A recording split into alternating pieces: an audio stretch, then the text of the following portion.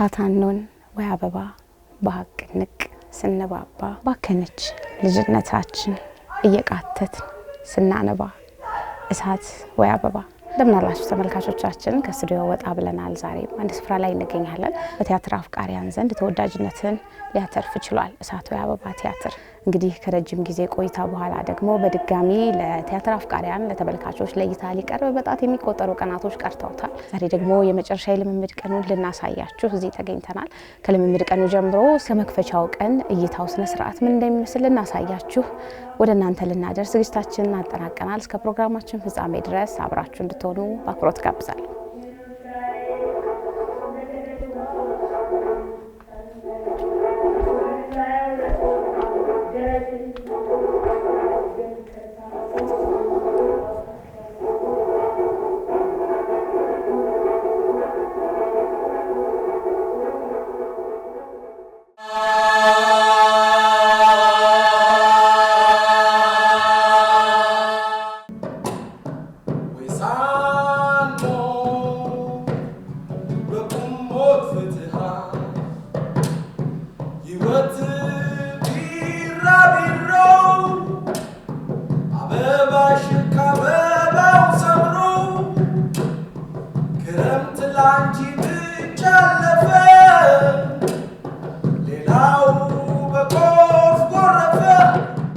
እሳት ወይ አበባ ያው እሳት ወይ አበባ ነው። ጸጋዬም ያው ጸጋዬ ነው። በጣም ወዶ ተውኔት ነው። እኔ በግሌ ነው የምልሽ። ከዩኒቨርሲቲ ከወጣሁ በኋላ ቲያትር አልሰራውም። የመጀመሪያ ቲያትሬ ነው። ከዛ በፊትም የተወሰኑ ስክሪፕቶች መጥተው ነበረ። ከዛ በኋላ መጥተው ነበረ። ብፈልግም ባልፈልግም ሰርቼ አላቅም ነበር። ኦልሞስት ለ7 ዓመት ያክል ቲያትር አልሰራውም ነበርና አቀረበልኝ አዳነ ይሄን ተውኔት። ያው እንደምወድ ያቅ ነበር ከ2010 ምናምን በፊት እዛ ብሔራዊ ቲያትር አብረን ተምረናል ከአዳነ ጋርና ያቅ ስለነበር የቲያትር ፍቅሬን እንስራ ላይ አይ እኔ ደግሞ በዛን ሰዓት ኦልሞስት 7 ዓመት ሳልተውን ቆይቻለሁና ከዛ ነገር ሙሉ ለሙሉ ወጥቻለሁና አዴን እንኳን አበላሽባችኋለሁ አልኩት። ከዛ አይ ግድ የለህም ችግር የለውም ጊዜን ብቻ ከሰጠኸኝ እሱ ለኔ ተዋዋለኝ አዘጋጁ ማለት ነው አዳነ ነውና እሺ ላክልኝ አልኩት። ስክሪፕቱን ላከልኝና አነበብኩት። ከዛ እንዴት እንቢት ይዋልሽ ማለት ጸጋዬ ነው ግጥም ነው ከዛ ሙዚቃ ነው ፕሌን ዛሬ እንዳየሽው ማለት ነውና እምቢ የሚባል አይደለም እንኳን የቲያትር ፍቅር ያለበትና ማንንም ሰው ራሱ በቃ ሊሰራውም ሊያየውም የሚመኘው ነው በእርግጠኝነትና አሁን ለሶስተኛ ጊዜ እንግዲህ ወደ መድረክ ሊወጣ ነው። ብሔራዊ ቲያትር 2 ጊዜ ወጥቷል የሙሉ ጊዜ ከሆነ በኋላ ማለት ነው። ከዛ ተቋርጦ ደግሞ አሁን ከ2 ዓመት በኋላ ይመስለኛል አሁን ድጋሚ ወደ መድረክ በዚህ በማዘጋጃ ቤት ዘወትር ቅዳሜ ወደ መድረክ ይወጣል። በዋናነት መሰራው ታላቁ ኢትዮጵያ ብሔራዊ ቲያትር ነው። 5-6 ይሆናሉ መሰለኝ በቁጥር እርግጡን ባላቀውም የመጀመሪያ የብሔራዊ ቲያትር ተቀጠር የተጫወትኩት ተውኔት አልቃሽና ዘፋኝ ይባላል ይመስለኛል ብዙ ሰው ያስታውሰዋል። ከዛ በኋላ ባዶ እግር በአቴንስ የአሻ ልጅ አንድ ለአንድ አሁን ደግሞ መድረክ ላይ የሚገኘው ንጉስ አርማሃለ በአለም ሲኒማ ደግሞ ባሎችና ሚስቶች የሚሰኝ አንድ ተውኔት ተጫወታለሁ። እሳት ወይ አበባ ነው እንደርሱ ብዙም ያንገላታ የሚያደክም ግን ደግሞ የምር የምወደው ስራ ነው። የእውነቴን በምንም ውስጥ ልጫወተው የምፈልገው ፕሌይ ነው። እኔ ትንሽ ዘግቼን የተቀላቀልኩት እና ሲሰሩት በጣም መኘው ነበር ብኖርበት ምትዩ የትኛውን ባለሙያ መጥቶ ቢያየው በተለይ ባለሙያ የሆነ ሰው እዚህ ፕሌይ ላይ ብጫወት የሚለው አዘጋጁ እንዴት አሰበው እንዴት በዚህ መልኩ ላምጣው ብሎ አቀደ ብዬ ሁሌ ጥያቄ ውስጥ ገባለሁና ሳገኘው ለሱ ምለዋለሁና ደስ ብሎኝ መሰራው የሚወደድ ስራ ነው። ሳተ መጀመሪያ ሀገር ፍቅር ቲያትር ነበር የሚታየው። ከዛ ከሀገር ፍቅር እይታውን አቋርጦ ለሁለተኛ ጊዜ ወደ ኢትዮጵያ ብሔራዊ ቲያትር መድረክ ሲመጣ እኔን ጠራኝ አዘጋጁ። ከዛ ከነበረበት ቅርጽም የተወሰነ ለውጥ አድርገው ነው የመጡት። እኔና ሌሎች የተወሰኑ ተዋናዮች ኮላብ አረግና ምንም ስሜት የማይሰጥ የለምና አንዳንዴ እንደውም ራሴን በጣም ፈራዋለሁ። በጣም ኢንጌጅድ ሆነና ሌላ ሰው እየተጫወተ ሁሉ በጣም እንትን እላለሁና ተመልካች እንትን ሊሆን ምናምን እላለሁ አንዳንዴ ራሴንና ሁሉም የሚገርም ነው። እንደውም እኔ ከምጫወትበት ትይንት ቁጭ ብዬ የማይበትን ሞመንት በጣም ወደዋለሁ። የእውነት በጣም ነው የምወደው።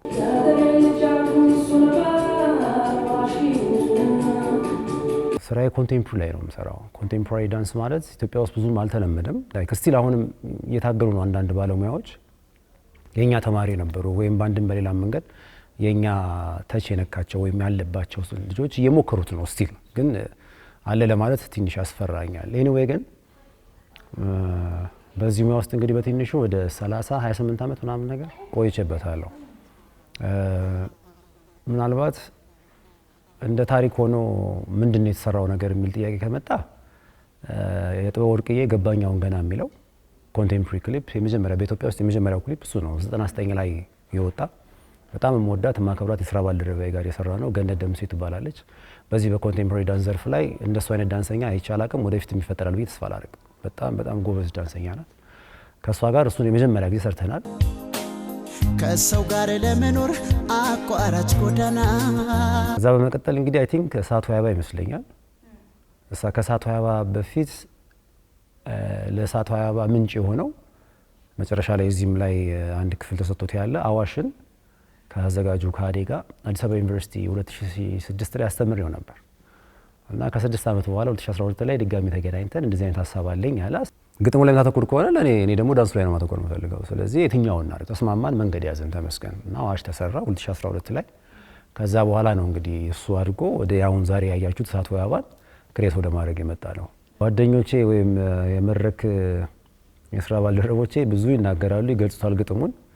እኔ ግን ዝም ብዬ ነበር። ይሄንን በተቃራኒ ነው እኔ ደግሞ የማየው። እነሱ ነበሩ እንደውም በጣም ዝም ያሉት።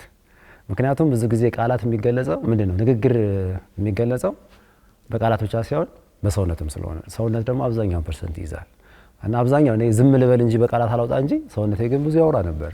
እንደውም አንዳንዴ እያጨናነኳቸው ይሆን የሚል ተናለ። ያው እንዳየሹ ነው እሳቱ አበባ ሙሉን ስታመጪው ከመጀመሪያ ራሱ እሳቱ አበባ ከሚለው ግጥም ውስጥ ራሱን እሳቱ አበባ ብታነሺ ያሉት ነገሮች በጣም ያው የኔ ገጸ ባህሪ እንዳየሽው እንትን ነው ብቸኝነት የተሰማው በብቸኝነት በጣም የተጎዳ ሰው ከመጀመሪያው ጀምረሽ ብትሄጂ ነጠላ ለብሶ ያለው በቃ የራሱን ፍቅረኛ በትዝታ እየተመላለሰ ከሷ ጋር ውጣ ውረድ ውስጥ የሚገባ የሚያብሰለስል አይነት ሰው ነውና ያ ሂደት ትንሽ ይጎትተዋል። ያው ህመምተኛ ሆኖ እንዲሰራ ነው የሚያደርገው። ትዝታ ውስጥ ሆኜ ሁሉ ጊዜ ልትፈኪ አትችይም። ሁሉ ጊዜ ቁስል ነው አይደለም?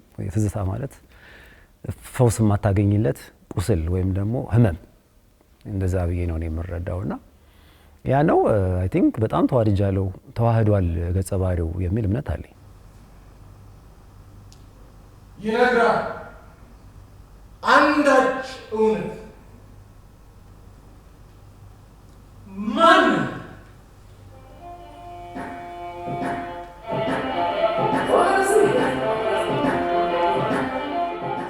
አንድ መድረክ ብቻ ያመለጠው ተመልካች ነበር። በየሳምንቱ ይመጣ ነበር። በየሳምንቱ ማን የቱ ጋር እንደሚቀመጥ እየተወን ብላ እናቅ ነበር ምናምን። ይሄ ተመሳሳይ ኦዲየንሶች ነበሩት የሚቀሩበት አይደሉም። በተለይ ደግሞ ይሄ ከአርቱ ጋር የተገናኘ እና ደግሞ ግጥምን በደንብ አንደርስታንድ ማድረግ የሚችል በደንብም ባይሆን አሁን ግጥምን በደንብ አንደርስታንድ ማድረግ ለማይችል እንቅስቃሴው አለ።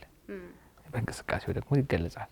ከዛ ደግሞ ሙዚቃ አለ፣ በሙዚቃ ይገለጻል። አክቲንግ አለ፣ ትወናል። አራት ነገሮች አንድ ላይ ሆነው በደንብ በቃ ህይወትን ነው የሚያስቃኙት እና በየሳምንቱ የሚመጡ በየሳምንቱ እያለቀሱ የሚያዩ ነበሩ። የሁላችንም አይነት ህይወት ነው። መጀመሪያ እኛ ራሳችን ቁጭ ብለን ነው የምንሰራው ምናምን ሲላዴ ትንሽ እንትን ብሎን ነበሩ። ይሰለቻል ይሄን ሁሉ ምናምን ትያለሽ።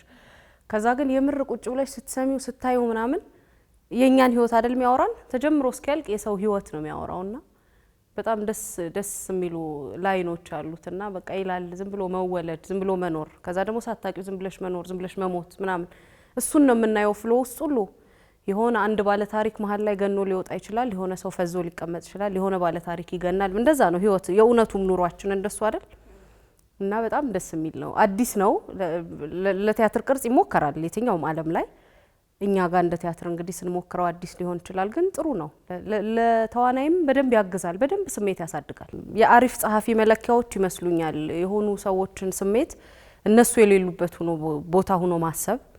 አሁን ሎሬት ጸጋዬ በጣም ብዙ ግጥሞች በጣም ብዙ ሀሳቦች አንስቷልና ምንትስ ላይና የሉሉ አባት የሚለው ግጥሙ ላይ ይገርመኛል። እንዴት አርጎ የሴትን ነፍስ ተረዳው ማለት ምን አይነት ሴቶች ጎኑ ነበሩ ሁሉ ብዬ ኩዌስችን አረጋለሁ። እንዴት ቢያስረዱት ነው በዛ መጠን ሴትን በደንብ ፊል ያረጋትላለሁ። ሴት ጸሐፊዎቹ ነው አሁን በደንብ ወንድን ሲጽፉ ወንድ ብቻ ስትሆኚ የሚገቡሽ ፊሊንጎች ይመስሉኛል። አሁን ማን ነው ምንትስም ሴት ብቻ ስትሆኚ ከሴትም ደግሞ ያቺ ሴት የነበረችበት ስፔሲፊክ ቦታ ላይ ስትሆኚ ብቻ የሚገቡ ኢሞሽኖች ናቸውና በጣም ነው የሚገርመው፣ በጣም ነው የሚያሳዝነው። ከዛ ደግሞ በጣም ሳድ ስቶሪ ነው እሳቱ አበባ እንዳየሽውና በጣም ነው የሚጫነው። ጸጋው ፈጽሜ በሰው አካል አንተን አቀፊ በሰው ጭንቅ አንተን ጸንሽ መውደድን ለወዱ ማገዱ ፍቅርን ለማለት መካዱ ሳይደሰት ደስ እንዳለ ለይስሙላ አስመስል ውቃቢያቸው አምላካቸው ያይብናል እንላለን። አልተረገምንም ካልንባ ሞት እንጂ ሕይወት ካላየን ያለ ጸጥታ ጊዜ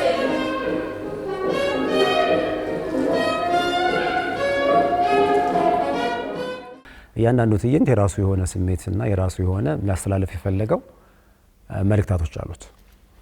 አሁን የመጀመሪያው እንደነገርኩሽ እሳቱ አበባ ነው፣ በትዝታ ላይ ብዙ የሚቆዝም ነው። ሁለተኛው ደግሞ ይድረስ ነው። ይድረስ ወንድሜ ለማላውቅህ። አሁን ይድረስን እኔ አንድ ዘመናዊ ነኝ የሚል ካራክተርና ጭራሽ ባህላዊውን ደግሞ ሁለቱን የሚያሳይ ነው። ዘመናዊው ግን ላይክ ወይም ይሄ አቃለው የሚለው ሰውዬ ያንን ሲንቀው ቦታ ሳይሰጠው አይነት ነገር ነው እያየው ያለውትኝ። ማንነቱን እንዲገልጽለት ሲጠይቀው ሲገልጽበት የነበረው መንገድ በጣም ደስ ያለኝ ፕሌይ አንዱ የፕሌው በጣም ደስ ያለኝ ክፍል በቃላት ሲጠይቀው እሱ ሲመልስለት የነበረው ግን በኢትዮጵያዊ ባህሎች የዳንስ ጥበቦች ነውና ያ በጣም ደስ የሚል አቀራረብ ነበር። ያልተጠበቀ ነው። ማነ ሲለው ሁሉም በቃ አንድ ከክፍለ ሀገር የመጣ ሰው ስለ ብሔር አይደለም የምጠይቂው ወይም ደግሞ ስለ ጎሳ ወይም ስለ የሆነ ቁንጽ ስለሆነችው ነገር ሳይሆን ኢትዮጵያን እንደ አገሩ እንደሚያስባት ለምሳሌ ሲጠይቀው ኦሮምኛውንም ትግሬኛውንም የአማራው ጎንደሬውንም አገውንም ወላይታውንም መስቅልቅል ድብልቅልቅ እያደረገ ነበር ሲመለስለት የነበረው። ይሄ ምንድነው እኔ እንዲህ ነኝ መባል አይደለም፣ ይሄ ሁሉ የኔ ነው እኔ ነኝ ነው ለምሳሌ እና እሱን ፓርት ኢን ተርምስ ኦፍ ላይክ ምንድነው ማንነትን ሲገለጽ በባህላዊ ዳንሶቻችን የሚገለጽበት መንገዱ በጣም የተመቸኝ እጅግ በጣም ላይክ ቁንጽ ላይ ሳይሆን ዋይድሊ ነገሮች እንድናስብ የሚያደርግ ነገር ስለሆነ ማለት ነው። ከዛ በመቀጠል አዋሽ ነው። አዋሽ ሁሉ ጊዜ አዋሽን ሰራው ህመም ነው የሚሰማኝ። አሁን ለምንድን ነው ህመም? አዋሽ በጣም እንግዲህ ያው በቅርበትም እንረዳዋለን፣ በተለያየ የሶሻል ሚዲያ ላይ እንሰማለን። ጉልበት እያለው እንደ ጉልበቱ ያልሆነ ወንዝ ነው። እንደሻል አባይ ያንን የመሰለ ጉልበት ኖሮት ይወጣል። አዋሽ ግን በጣም ያልተናነሰ ጉልበት ነው ያለው፣ ግን ሰጥሞ ይቀራል። እና አንዳንዴ አቅም እያለሽ አቅምሽን መጠቀም ማችባቸው ነገሮች ሲመጡ የሚሰማሽን ስሜት እንግዲህ ወይ እንደዛ አይነት ውጣ ውረድ ውስጥ ወይም ደግሞ ሲቹዌሽን ውስጥ ካልሆነሽ በስተቀር እንዲህ ነው ልትረጂው አትችይም። አይዊሽ እኔ ደግሞ በግሌ ነፍሱ ሊማርና ጋሽ ሎሬት ጸጋዬ ገብረመድህን ቢኖር አዋሽን ስጽፈው ምንድነው የሚሰማ ስሜት ብዬ ደግሞ ብዙ ብረዳው ከሱ አንደበት ደግሞ ብረዳ ምናልባት አዋሽን አሁን ከምሰራው በላይ ልሰራው እችላለሁ የሚል እምነት ይኖረኛል። አዋሽ አገር ወዳድ ነው። ሌላ በቃ ከአያልነቱ ከጉልበታማነቱ ባሻገር አገሩን በጣም ነው የሚወደው። አባይ ሲወጣ እሱ ግን አይ አገሬ ውስጥ መቅረት እፈልጋለሁ ይላል። እና ይሄ ራሱ ብዙ የሚሰብክሽ የሚያስተላልፍልሽ ነገር አለ። ኢትዮጵያዊ ስትሆኚ ልትወጪ ትችይ ይሆናል በስራ ምክንያቱ ሌላ ሀገር ምናምን ነገር፣ ግን አገርን የመሰለ ነገር የለም። ምንም ነገር ቢሆን እንደ ሀገር ምንም የምታገኝ የምችው ያው በስራ ምክንያት ስለምወጣም አውቀዋለሁና ብዙ ነገሮች ናቸው የሚናፍቁኝና አዋሽ አንዳንዴ ራሴንም አይበታለሁ እዛ ውስጥ በሄድም ዞር የምመለስበት ነገር ስለሆነ ያ ነው አዋሽ። ሌላው አዋሽ ትሁት ነው። ላይክ ኃይለኝነቱን ብቻ እንደያዘ ላጥፋቸው አላለም። በጣም በትትና ነው በቃ እስኪ። ስለዚህ በህይወትሽ ውስጥ ሁሉ ጊዜ አለው ማለት ብቻ ያስፈልግም። ሰከን ማለት ጥሩ ነው። በተለይ አቅም እያለሽ አቅምሽን መጠቀም ካልቻልሽ አቅምሽን እንዳትጠቀም ያደረገሽ ነገር ምንድነው ሲባል ቁጭት እና ደግሞ ትጨቆኝ ያለ አይደል? እሱ አይመስለኝም። ያዋሽ የራሱ አንዱ ባህሪው ትሁት የመሆኑ ነገሮችን እርግጥ ብሎ ማየቱ ይመስለኛል። አለው አንዳንዴ ኦፍ ኮርስ ይነሳል፣ ግን አብዛኛው ፐርሰንቱ ትሁት መሆኑ ነው። እሱንም በመተረጃለች መጨረሻ ላይ ሰጥሞ በመቅረቱ ማለት ነውና እንዲህ ነገሮች አሉ። ከዚህ ባሻገር ግን ምናልባት እሳቱ አበባን ከሀገራችን ውስጥ ተለምደው ከሚቀርቡ የቲያትር አቀራረቦች ለየት የሚያደርገው ብዙ ጊዜ አልተለመደም ተዋናይ ሲደንስ፣ ከደነሰም ትንሽ ነገር ነው። ይሄ ግን እዚህ ውስጥ አይ ቲንክ 3ቱን ይመስለኛል አዲስ አበባ ዩኒቨርሲቲ ያስተማርኳቸው። ሌሎቹ 4 ሌሎቹ ያው እዚሁ ነው ከኔ ጋር ስንገናኝ የተለማመድን ነው። ደንሰው የማያውቁ ልጆችን ማስደነስ ደግሞ መደነስ ሲባል ልክ ውጪ እንዳሉ ሰዎች ዝም ብሎ መደነስ ሳይሆን ትርጉም ሊሰጥ የሚችል ስሜትሽን ሊያወጣልሽ የሚችል ከኮንቴክስቱ ጋር የተዋሃደ ሰው ላይክ አንዳንድ ጊዜ ምናልባት የኛ ኦዲየንሶች ነጮቹም ሊመጡ ይችል ይሆናል። ለነጮቹም ወይ አማርኛ የማይችል ሰው ከመጣ ደግሞ ለዛም ሰው እንዲገባው ተደርጎ በዳንሱ በኩል ዳንሱን በዛ ያገኛል። ግጥሙን የሚረዳ በግጥሙ እሱን አክቲንጉን እንደማይል ከሆነ ለድጋፍ ተብለው የገበዙ ራሳቸውን የቻሉ ገላጮች የሆኑ ሙዚቃዎች አሉ። እነሱ ራሳቸው አንድ ላይ ተዋህደው መምጣታቸው እጅግ በጣም ለተመልካቹ እንዲረዳ የሚሄድበት መንገድን ያሰፋልናል እና ለየት የሚያደርገው ተዋናይ ብቻ ሳይሆኑ ዳንሰኛም ስለሆኑ እና ያንን ደግሞ በማድረጌ በጣም ነው ደስ የሚለኝ፣ የምኮራበት ስራዬ ነው።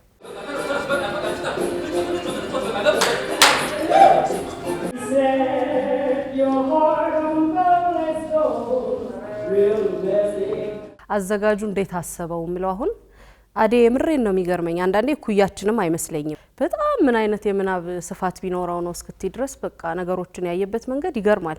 ከዛ ሽፌ ደግሞ በቃ ራሱ ውሃ ነው ይፈሳል፣ ዝም ብሎ ራሱ የሆነ ቅጠል ነው ምናምን እና ሰውነቱ እሱን ነው ያልኩሽ ቅድም። አንዳንዴ እሱ እየተጫወተ በጣም ኢንጌጅ ልንሆንና ተመልካች ነጥሎኛን እንዳያየን ሁሉ ትፈሪያለሽ። ፍስስ ነው ያረጋሽ ነገሩና ይሄ ያዘጋጁ ትልቅ አቅም ነው። ከዛ ደግሞ የዳንስ ባለሙያው ትልቅ አቅም ነው። ሰውነቱ እንደ ልቡ ነው የሚታዘዘው።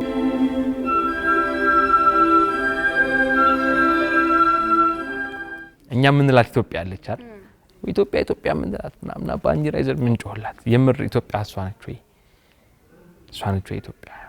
እዚህ ተውኔቱ ላይ እንደምታዩ በዳንስ በኮንቴምፖራሪ ዳንስ በሽፌ የተወከለው ደግሞ ማነህ የሚባለው ገጸ ባህሪ ያለ የህል ደላላ የሚበላው ባለሚዛኑ የሚያዋካው ማንን ነው? ከባሻል ባለሚዛኑም ይሄ በዩም ኢትዮጵያ ይላል እሱ፣ ያኛው ግን የምር ኢትዮጵያ ነው። ማነህ ዳር ድንበሩን ሩቅ ያለው የሆነ ቦታ ሄደሽ አታውቂም? ወደ ክፍለ ሀገር ምናምን ስትሄጂ የአካባቢው ሰዎች ከዛ እነዛ ሰዎች እንደዚህ ትኩር ብሎ የሚያዩሽ አንቺ አካባቢያቸው ላይ ሄደሽ በቃ ሰፕራይዝ እንትን ያለሽ ምናምን እነሱ ባለቀ የሆነው ግን እንትን የሚታዘቡሽ የሚያዩሽ ምናልባት አንቺ ኢትዮጵያ የሚል አንገትሽ ላይ አርገሽ ይሆናል። እሱ ግን ናቸው ማን ነው ኢትዮጵያ የሚለውን ነገር ደግሞ የምር የሚነግረን ነገር አለ አሁን ካለንበት ነገር አንፃር። ከዛ ደግሞ ምን ትሳለ ማን ነው ምን ጸጋዬ በቃ ይችላል ምንድነው የምትይ ማለት ሴት ሆኖ ያውቃል እንዲውላል ትይቻለ።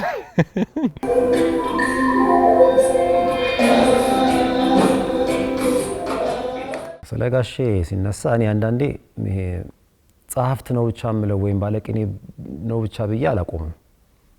ዝም ብዬ ሳስበው ላገኘው የምፈልገው ነገር በአካል ባወራው ብዬ የማስበውም ለዛም ነው። ነብይም ነገር ይመስለኛል። ለምን አሁን እንደው ዝም ብለን ብናነሳ ፍቅርን ፈራን የሚለው ነገር አሁን ላይ የምናይበትን ነገር ነው እየገለጸልን ያለው። እንዳልሽው አንቺም እንዳልሽው ስለ ሴቶች ሲያናገር አዎ እንዴ ያን ያህል ህመማቸውን ተረድቶት ነው ማነው እንትስን የጻፈው በዛ መንገድ እንድትይ ላይ እይታዎቹ ሰፊ ናቸው። እና ይሄ ባለቅኔ ብቻ ብለሽ የምትቋጩ የምትደመድሚው ሳይሆን እኔ አርቆ የሚያስብ የዛሬ ስንት ዓመት እንግዲህ አብዛኞቹ ጽሁፎቹ 50 ቤት ውስጥ የጻፉ ናቸው፣ ግፋ ቢል 60 ግን ስቲል አሁን ላይ እንደ አዲስ እያየናቸው ያሉት ነገሮች ናቸው። እና ለኔ ጋሼ ጸሐፊ ብቻ አይደለም። ይህ የሴት ልጅን ፔን ምንትስ ብሎ በሚያስባት ገጸ ባህሪ ማህበረሰቡን በጣም የታዘበበት ይመስለኛል። ማህበረሰቡን በቃ ብሶቱን ያወጣበት ገባሽ አይደለ? ስሙን ለሆነ ሰው ሰጥቶ ድርጊቱን ግን ሁሉም ያደርገዋል። ከእናት ጋር፣ ፋሚሊ ጋር፣ ቤተሰብ ጋር፣ አካባቢሽ ጋር ካሉት መስሪያ ቤት ውስጥ ይገባል፣ መንግስት ጋር ይሄዳል፣ አስተዳደር ጋር ይሄዳል፣ ታች ይወርዳል፣ ላይ ይወርዳል፣ ልጅ ጋር ይወርዳል። የሷ ልጇ ሲያፍርባት እና በቃ ጸጋዬ ይችላል።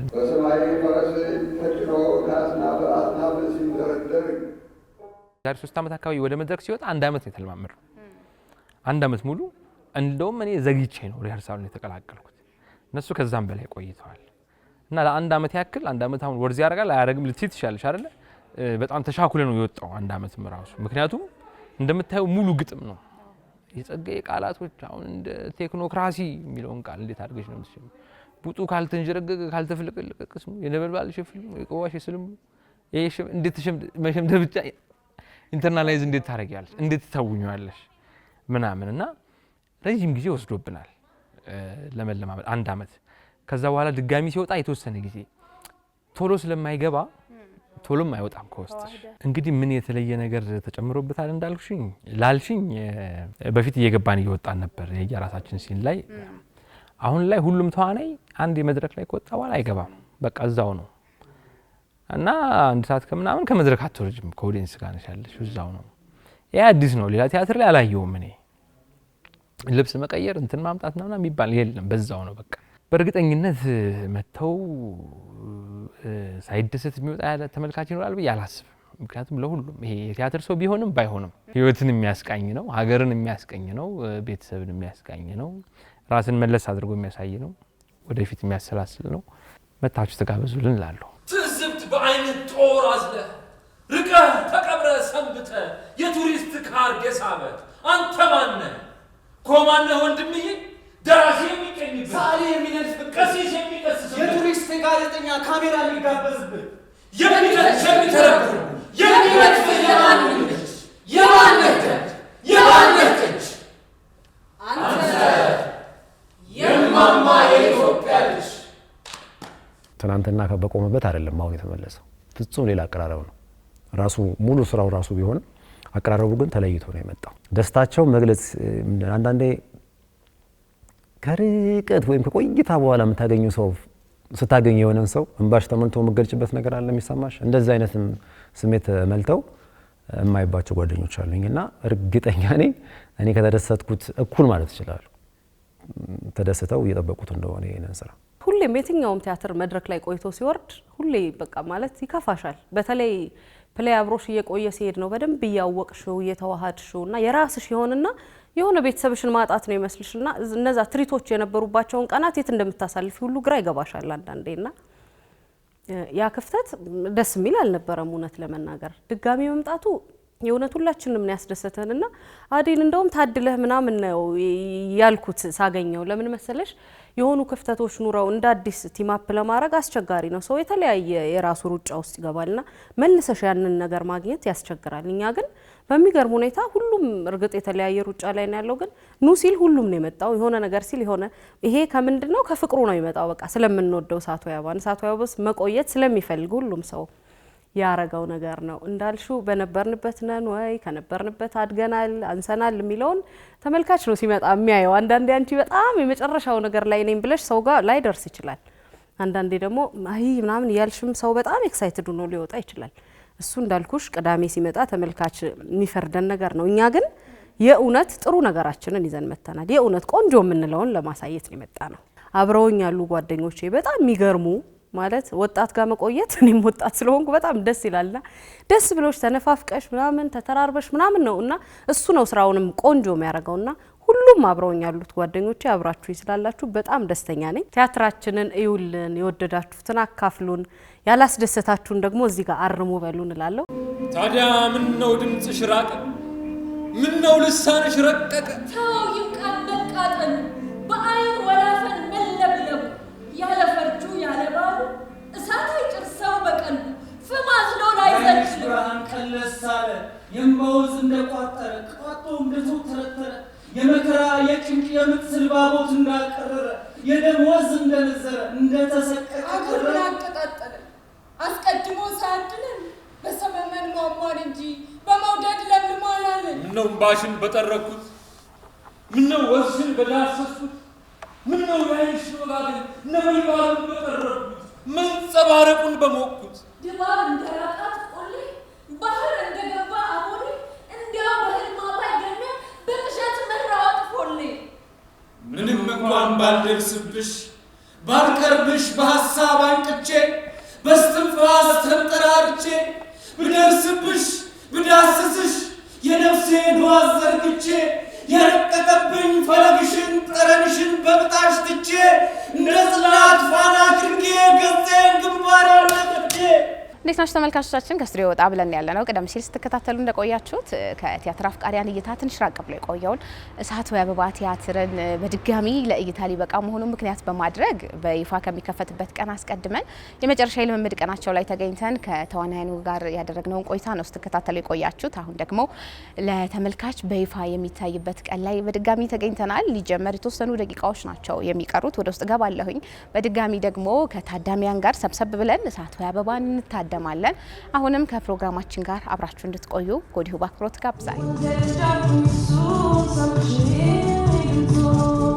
እሳት ወይ አበባ በአዳነ አጸደ ማርያም ከጋሽ ጸጋዬ ገብረመድህን እሳት ወይ አበባ የግጥም መጽሐፍ ላይ የመረጣቸውን ግጥሞች በኮንቴምፖራሪ ዳንስ ተርጉሞት ከሽፈራው ከሺፌ እንለዋለን።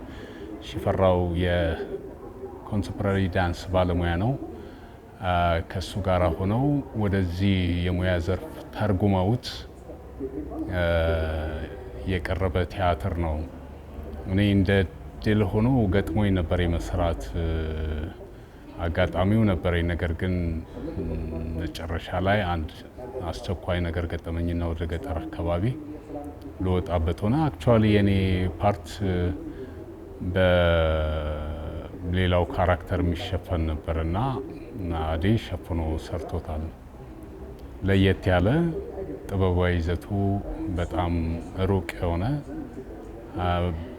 ከተለመደው የቲያትር አቀራረብ ውጪ ለየት ባለ መልኩ የቀረበ ትንሽ ለየት ያለ ነገር ማየት የሚፈልጉ ሰዎች ቢያዩት ሰጀስት ማድረገው የጥበብ ስራ ነው። እንግዲህ ለመጀመሪያ ጊዜ እንደማየቴ ከረጅም ጊዜ በኋላ በቃ ቲያትርን ድጋሚ ያየሁት አይነት ስሜት ነው የተሰማኝ። ሁሉም ርዕሶች አንቺን ራስሽን እንድትጠይቅ ወይም ራሴን እንድጠይቅ ነው የሚያደርገኝ። ተመልካች እዛ ጋር ተመልካች አይደለም የሚነሳው ኢሹ ካራክተሮቹ ያንን ርዕስ ያንሱት እንጂ የተመልካቹ ኢሹ ነው፣ የኔ ኢሹ ነው።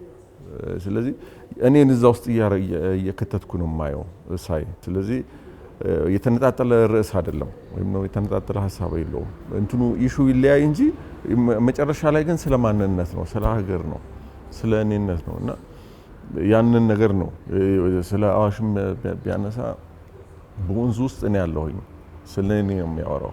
ስለ እኔ መጥፋት፣ ስለ እኔ ማንነት ማጣት ያንን ነው የሚነግረኝ። መንፈሳችንን ካልጣሉ፣ ቅስማችንን ልባችንን ሌት ተቀን ካላቃለሉ አሜን ብለን እስክናምን ምንትስ ነን በመላለን ሲያሽቃብጡ ሲያዳልሉ ስንቱን በእኛ ላይ ማጋፈል ለይስሙላ ማካካሻ ወይ ለግዴት መቀነሻ ወይ ለበቀል ማስታገሻ ወይ ለመሐላ ማፍረሻ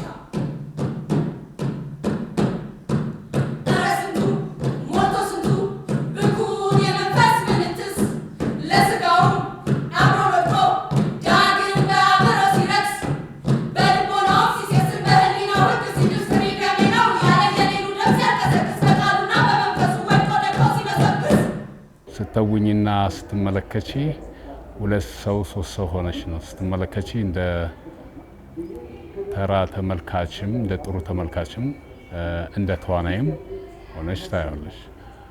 ስትሰሪ እንዲሁ እንደ ማንኛውም አንባቢ ሆነሽ መጀመሪያ ታነቢያለሽ። እንደ ተዋናይ ደግሞ ሆነሽ ታያለሽ። ከዛ እንደ ገጸ ባህሪው ሆነሽ ደግሞ ትሰሪያለሽ። ስትሰሪ ሶስት ሆነሽ ነው ፕሌው ላይ የምትቀርቢው። ስታይ ግን ባለሙያ ከሆንሽ አንድ ነገር አር ታደርጊያለሽ እንደ ግለሰብና እንደ ተዋናይ። በጣም የሚገርም በዚህ አጋጣሚ አክተሮቹን ሁሉንም ማመስገን እፈልጋለሁ። ሁሉም በቃ በሚገርም ሁኔታ አንዳንዴ ለአክተር አንድ ፔጅ እና ሁለት ፔጅ ዲያሎግ ለመያዝ በጣም ይከብዳል እንላለን። ግን በቃ ኦልሞስት አንድ መጽሐፍ ነው ይዘው እንትን ሲሰሩ የነበረው። እንግዲህ ዲያሎግ የነበራቸው የሚያወሩት ካራክተሮች አሉ። በዛ ተቃራኒ ደግሞ ዝም የሚለው ካራክተር አለ። ልክ እንዳልሽው ዝምታው ውስጥ ግን ንግግር አለ፣ የማያልቅ ንግግር አለ እና እኔ እንደውም በቃ ባክስቴጅ ገብቼ ምላስ አለ ግን ታወራለህ ብዬ ጠይቁትና እየሳቅ ነው አወራለሁ አለኝ እና በጣም ነው ደስ ያለኝ። በጣም በቃ ዳንሱ እንትኑ እንቅስቃሴዎቹ በቃ ፍሎለስ ደስ የሚል በቃ ከእንትኑ ጋር በደንብ እንትን ያለ በቃ ያወራል የምንለው እሱ ነው። እነሱ የሚናገሩት የነሱን ዲያሎግ የነሱን ሀሳብ እሱ በዳንስ ውስጥ ሲገልጽ በቃ ሌላ ዓለም ውስጥ ነው የሚከተሽና በጣም በቃ አንደኞች ማለት ፈልጋለሁ አክተሮቹ።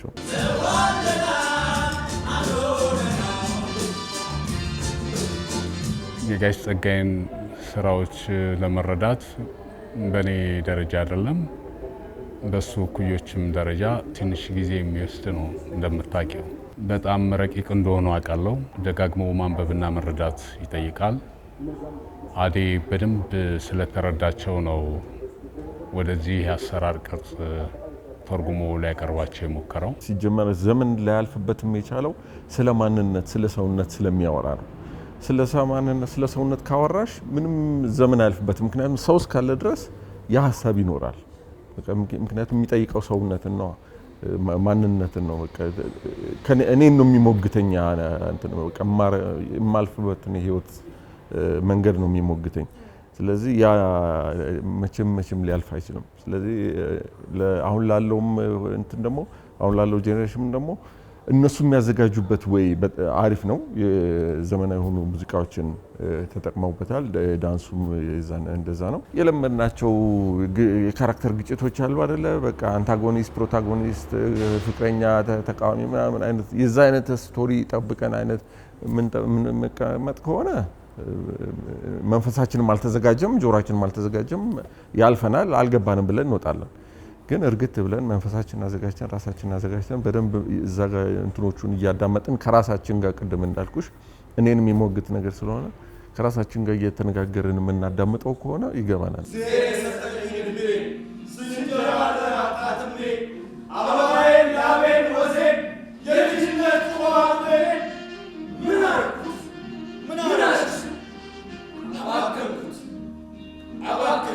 አንዳንዶቹን ሃይ ስኩል በቲያትር ክበባት ማነው ምንትስ አይነቶቹን ሰርቼ አውቃለሁኝ። በራሴ በግሌ ሞክሬ አውቃለሁ። በተማሪነት ዘመኔ ግን ሁልጊዜ የምታነቢው፣ ሁልጊዜ የምታስቢው፣ ሁልጊዜ የምትኖሪው፣ ሁልጊዜ ሴንስ የምታረጊው ስሜት፣ ሀሳብ እና መልእክት ነው ያለው፣ ጭብጥ ነው ያለው። ረቂቅ ነው ከነቋንቋው ቋንቋው ደግሞ ረቂቅነቱን ይበልጥ ያርቅብሻል። የዚህ ዘመን ቋንቋ አይደለማ። አሁን ቲያትር በጥሩ መልኩ እንግዲህ እየተነቃቃ ነው ብዬ አስባለሁ። እንደዛ ይታየኛል ይመስለኛል። አሁን ሁሉም ቲያትር ቤቶች እየወጡ ነው። ራስ ቲያትር ምን ጨምሮ ለ20 ምናምን ዓመት ተዘግቶ የነበረው ስራ ቆሞ የነበረው ቲያትር ቤትም ተከፍቶ አሁን ስራ ጀምሯል። ሁኔያምባ የሚል ቲያትር ጀምሯል። መልካሙ ዘሪሁን ማለት ነው። እና ቲያትር አሁን ጥሩ ሁኔታ ላይ ያለ ይመስለኛል። እንግዲህ እየተነቃቃ ነው። ከረጅም ጊዜ በኋላ የአዲስ አበባ ቲያትርና ባህል አዳራሽ በተለምዶ አጠራሩ መዘጋጃ የሚባለው ቲያትር ቤት ተከፍተዋል። ይሄ አንድ ደስ የሚል ነገር ነው። መዘጋጃ በጣም ብዙ ሰዎች አዘውትረው ይመጡ ነበር። በጣም ሞልቶ ይታይ ነበረ። አሁን እንደ አዲስ መጀመሩን ማብሰሪያው ነው እሳቱ አበባ እና ተዋናዮቹ ያለባቸው ቻሌንጅ ቀላል አይደለም። ትልቅ ኃላፊነት ወስደው ነው የሚሰሩት። ውድ ተመልካቾቻችን የአዲስ አበባ ቲያትርና ባህል አዳራሽ ተከፍተዋል። ባለሙያውም የተለያዩ ስራዎችን ለማቅረብ ወዲህ ወዲያ እያለ ነው። እንጋብዛችኋለን፣ ኑልን። ሌላው በጎርፍ ጎረፈ፣ ሞተ፣ በተኛበት ረጋ፣ ጸደይ ላንቺ ብቻ ነጋ። ሽር ብለሽ መንቆጥቆጥ ነው። ከዚያም ሰምሮ አወቁብሽ